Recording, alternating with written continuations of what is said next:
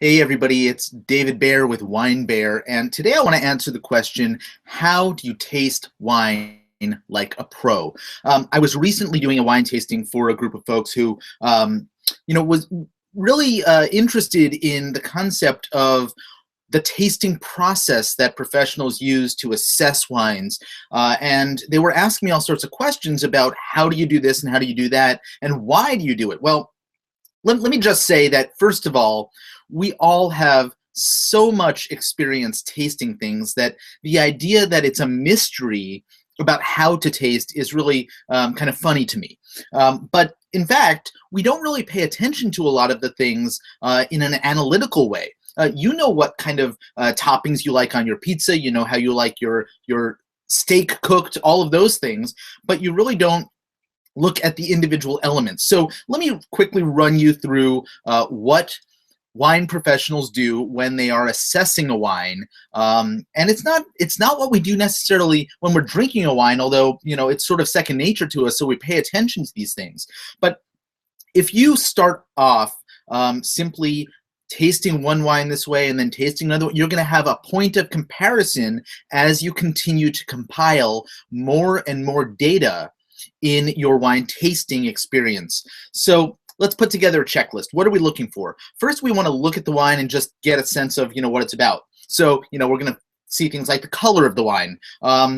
We're going to see if there's any cloudiness or murkiness inside the wine, if there's browning at the edges, which is going to suggest things like age, okay?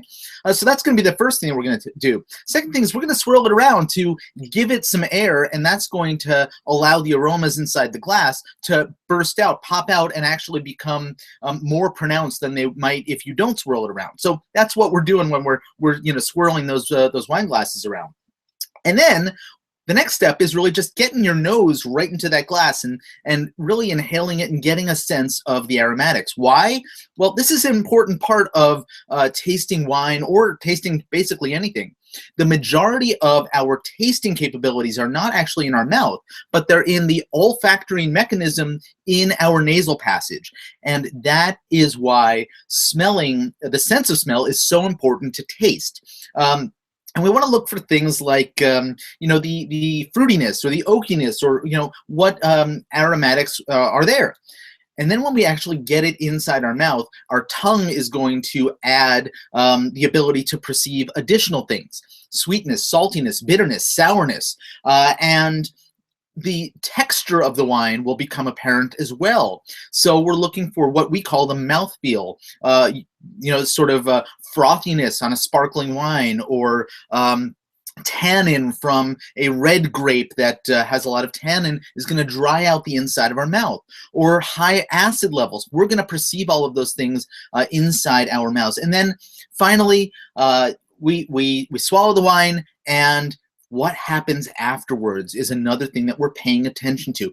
Listen, if you'd like a great visual aid for this, I put together an infographic specifically on how wine professionals taste wine analytically. It goes over exactly what I've explained to you just now, and you can download it by clicking on the link under this video over on my blog. And if you know anybody else who can benefit from either this video or the infographic, please, by all means, go ahead and share it.